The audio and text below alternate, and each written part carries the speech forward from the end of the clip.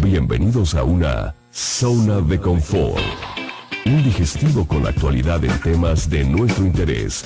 Zona de confort. Comodidad auditiva, sin presiones. Con Adrián Palma. La comida tradicional mexicana puede evitar la obesidad.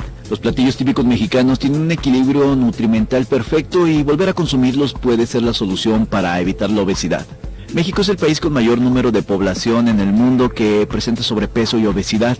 Este problema ha crecido de manera alarmante en los últimos años y en la actualidad se ha convertido en un asunto de salud pública que preocupa a las autoridades por las enfermedades crónicas que provoca, como la diabetes y males cardiovasculares. Según datos de la Secretaría de Salud, el 70% de la población adulta presenta sobrepeso u obesidad y 11 millones de niños también lo padecen. Del 2006 a la fecha, este problema ha tenido un aumento considerable de casos del 6%, lo que ha impactado en los sistemas de salud y sus tratamientos.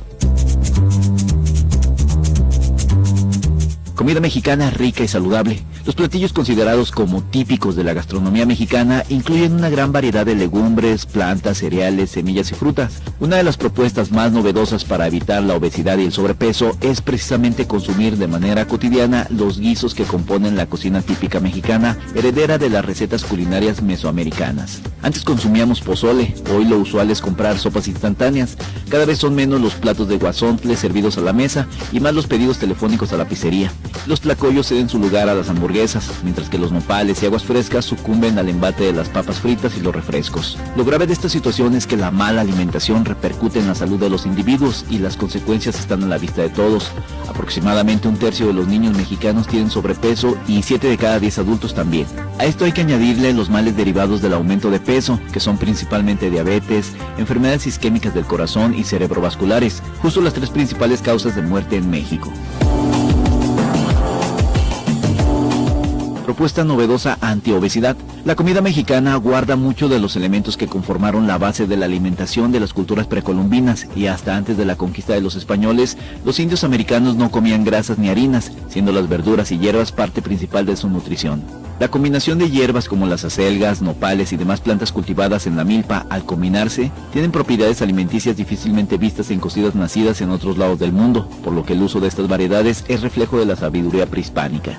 Pero la clave de esto no es el hecho de que se haga una dieta rigurosa basada en legumbres y hierbas, sino en las cantidades de nutrientes que ofrecen al hacer una buena combinación de estos productos, ya que las leguminosas complementan las carencias de los cereales y viceversa, lo que crea una sinergia muy interesante. Las proteínas contenidas en el maíz y las del frijol por sí solas son deficientes, pero al juntarlas se vuelven tan efectivas que con ellas se iguala prácticamente el valor nutrimental de la carne. Aunado al chile, estos 3 productos fueron la base de la alimentación de las culturas mesoamericanas durante siglos, ya que el ganado bovino y porcino llegó junto con los europeos.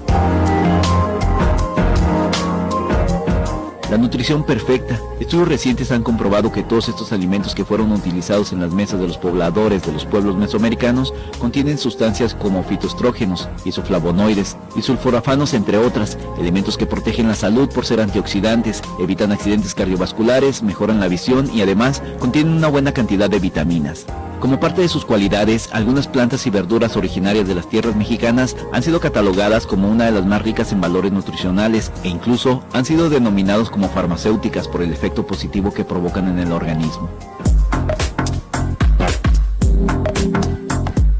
Pero la comida mexicana no solamente es sana y nutritiva, sino que forma parte del catálogo patrimonial inmaterial de la humanidad declarada así por la Organización de Naciones Unidas para la Educación, la Ciencia y la Cultura, la UNESCO.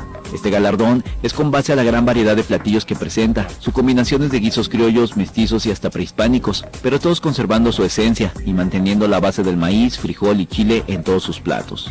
Claro que al decir tradicional, nos referimos a estilos de comer más cercanos a lo mesoamericano, a la milpa y a la chinampa, y no a quesadillas bañadas en aceite ni nada por el estilo, porque para nuestros antepasados, la fritura era algo totalmente desconocido.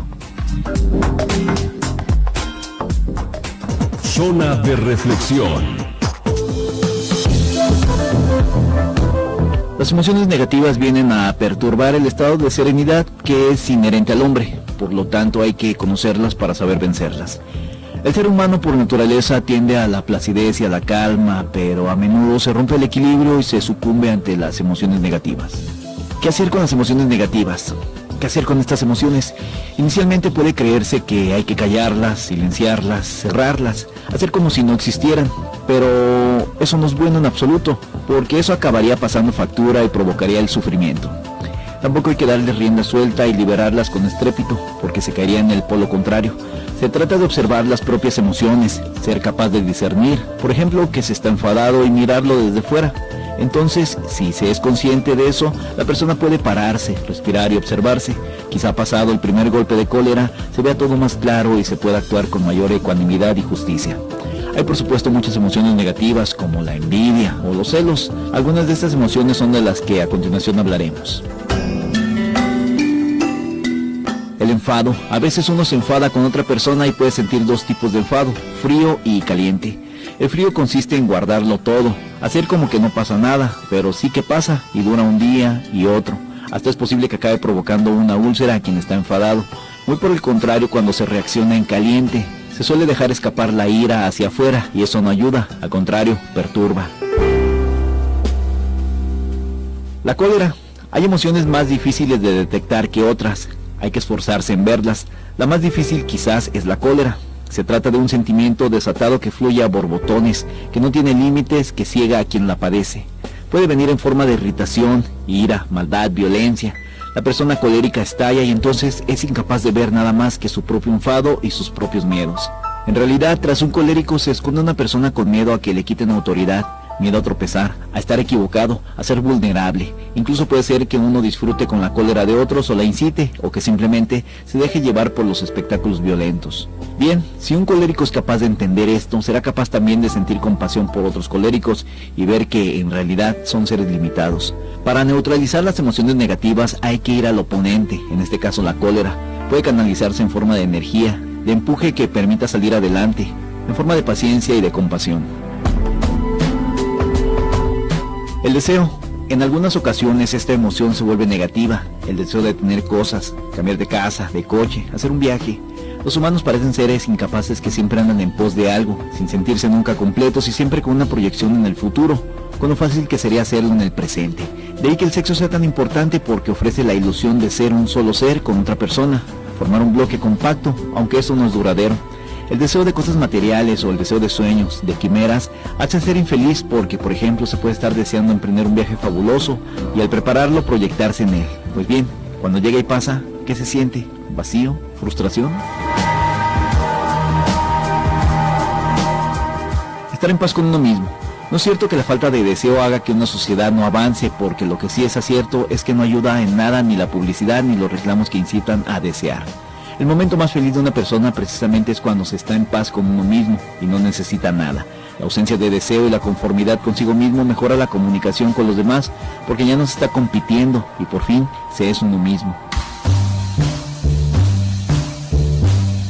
La confusión mental y la estupidez. La confusión mental o la estupidez también es paralizante. A veces se teme avanzar y no se quiere saber nada de novedades porque la persona se siente a gusto en su madriguera. O bien se hace todo mal porque una nube de confusión ofusca a la persona sin que sea capaz de darse cuenta. A menudo se tiende a echar la culpa a los demás y eso evita reconocer las propias equivocaciones. Comprensión y valoración. Hay que pensar que la persona, cualquier persona, tiene grandes méritos que necesita desarrollar. Por lo tanto, el ser humano ha de comprenderse y valorarse a sí mismo. Con la meditación se logra poco a poco un estado de serenidad y de calma, de autocontrol que permite aceptarse y aceptar a los demás sin estar pendiente de miedos y temores.